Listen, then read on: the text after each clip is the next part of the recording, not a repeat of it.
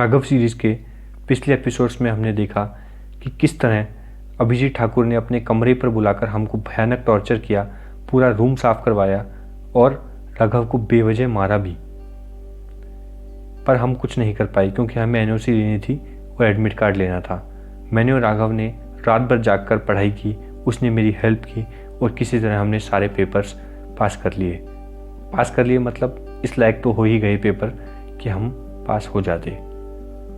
अब कॉलेज में जो नई हलचल थी वो थी यूनिवर्सिटी इलेक्शंस की।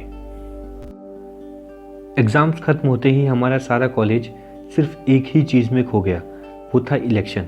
चाहे एलटीएच के बाहर के पिलर्स हों या कॉमन रूम की दीवारें, लाइब्रेरी के बाहर की दीवारें हों या टेबल टेनिस ग्राउंड के बाहर की लोहे की जालियाँ, हर जगह पोस्टर्स और साइन बोर्ड्स और इलेक्शन लड़ने वाले कैंडिडेट्स की तस्वीरें।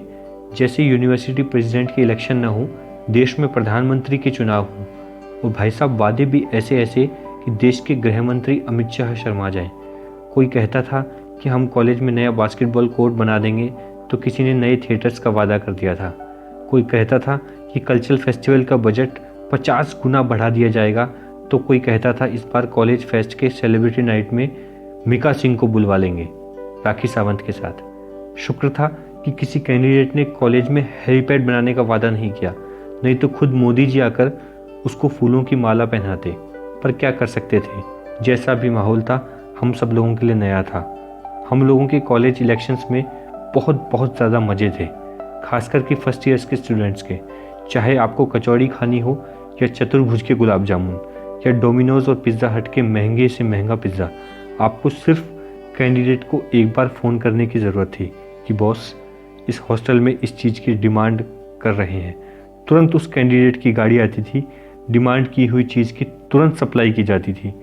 सारा खाने का सामान बांटने के बाद हाथ जोड़कर कहता था वो कैंडिडेट, प्लीज़ इलेक्शंस में ध्यान रखना इस बार। और स्टूडेंट्स ऊपर से हद दर्जे के बेशरम भाई, मुंह में 7 इंच का पिज्ज़ा ठूंसते हुए, बॉस बिल्कुल वोट तो आपको ही देंगे, बस कोल्ड ड्रिंक्स का भी थोड़ा इंतजाम हो जाता तो। अब उस कैंडिडेट को भी क्या करता, अगले को इलेक्शन लड़ना है, तुरंत अपने चेले चपाटों से कहता, भाई 1 कार्टन कोल्ड ड्रिंक का लेकर आ। कुल मिलाकर फुल मौज मस्ती का माहौल था। इलेक्शन लड़ने वाले जी तोड़कर मेहनत कर रहे थे और वोट करने वाले स्टूडेंट्स मैस में दोनों टाइम ऑफ लगा दिया करते थे।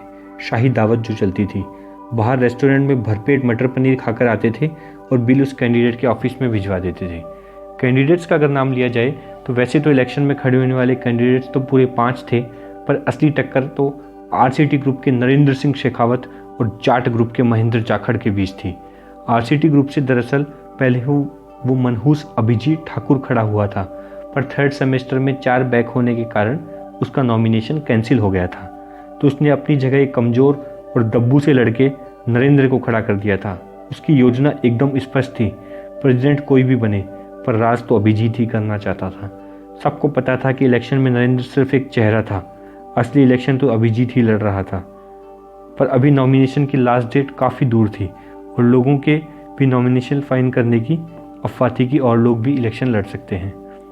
भास्कर, मैं और अर्पित, हम दोनों ही कैंटीन में बैठे थे, खा पी रहे थे। तभी हमारे कानों में कुछ खबर आई, अरे इस बार तो कमाल ही हो गया, फर्स्ट ईयर से भी किसी ने नॉमिनेशन फाइल किया है। ये तो कॉलेज के इतिहास में पहली बार हो रहा है कि फर्स्ट ईयर से कोई इलेक्शन लड़ रहा है। भाई ऐसा कैसे हो सकता है? मैं चौंक गया। तुरंत चेयर पीछे करके पूछा, कुछ पता है भाई, कौन है वो 30 मार खान जो फर्स्ट ईयर में इलेक्शन लड़ रहा है? मैकेनिकल का ही है, अपने हॉस्टल से ही है।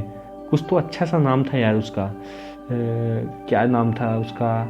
नहीं, अरे हाँ, Raghav Joshi, first year mechanical, आज ही नॉमिनेशन फाइल किया है। मैं एकदम हैरान रह गया, सिर घूमने लगा। मेरा रूममेट राघव जोशी यूनिवर्सिटी के प्रेसिडेंट का इलेक्शन लड़ रहा था और मुझे पता भी नहीं था। मैं तुरंत कैंटीन से उठकर भागा सीधा अपने रूम की तरफ। राघव से बात करनी थी मुझे, अभी इसी वक्त। पागल हो गया था साला, फर्स्ट ईयर में इलेक्शन लड़ने की सोच रहा था पागल, वो भी उस गुंडे अभिजीत ठाकुर के खिलाफ। जल्दी से मैं रूम पर पहुंचा। राघव बेड पर बैठा था, जैसे मेरा ही इंतजार कर रहा हो। राघव, ये मैं क्या सुन रहा हूँ भाई, तू इलेक्शन लड़ रहा है? वो मुस्कुराकर बोला, अब तूने सुना है तो भाई सही है, आज ही नॉमिनेशन फाइल किया है। राघव, तू पागल है क्या? फर्स्ट ईयर से आज तक कभी किसी ने इलेक्शन नहीं लड़ा। 1-2 साल देख ले, इस कॉलेज में कुछ समझ ले यार, अच्छे से 1-2 साल देख ले, समझ ले, फिर करते रहना तेरे शौक पूरे। अभी अपने पास न पैसा है, न पावर है, न कि सपोर्ट है किसी का। वो अभिजीत ठाकुर आरसीटी ग्रुप का पता है ना कितना खतरनाक लोग हैं वो, कुछ अंदाज़ा भी है तुझे? राघव चुपचाप बैठा रहा, स्माइल करता रहा, फिर बोला, अब तो नॉमिनेशन भर दिया है, क्या करें, तू सपोर्ट करेगा ना? अरे राघव, मैं तो सपोर्ट कर दूंगा यार, पर तू सोच मैं हूँ कौन? एक वोट मेरा और एक तेरा, इसके अलावा तुझे कोई तीसरा वोट नहीं देने वाला। फोकट के सिर फूटेंगे, दुश्मनी हो जाएगी वो अलग। राघव, तुझे यार अंदाजा भी है तू क्या करने जा रहा है? राघव इस पर थोड़ा सीरियस हो गया। मुझे अच्छी तरह अंदाजा है यार, ये इलेक्शंस है, मैं लड़ूंगा, पूरी जान से लड़ूंगा और देखना जीतूंगा भी, चाहे कोई साथ दे या न दे। मैं एकदम दंग रह गया, समझ ही नहीं आया कि आखिर किस बेस पर राघव इतना कॉन्फिडेंट नज़र आ रहा था। पता ही नहीं, पर राघव की आंखों से तो जैसे इस कॉलेज का नहीं, बहुत से लोगों का भविष्य बोल रहा था।